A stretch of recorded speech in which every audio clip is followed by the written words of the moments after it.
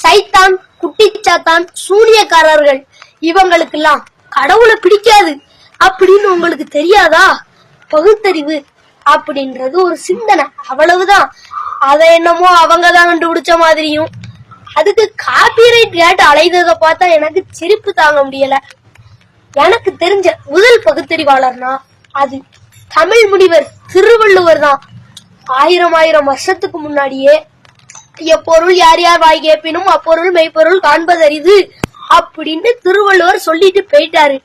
ஆனா இவங்க திருக்குறளை மலம்னு சொல்லிட்டு அதுல இருந்து ஒரு குறளை உருவி அத ஒரு சித்தாந்தமா மாத்தி அதுக்கு பகுத்தறிவுன்னு பேரை வச்சு நாத்திகவாதம் அப்படின்னு ஒரு மதத்தையே உருவாக்குறதுக்கு முயற்சி செய்தாங்க.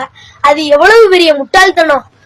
கடவுள் இல்ல அப்படின்னு சொன்னதுக்காக இரண்யகசுவுக்கு செலவு வச்சாங்கன்னா நம்ம கும்பிட முடியுமா? விவரம் தெரிஞ்சவங்க கமெண்ட் பண்ணுங்க.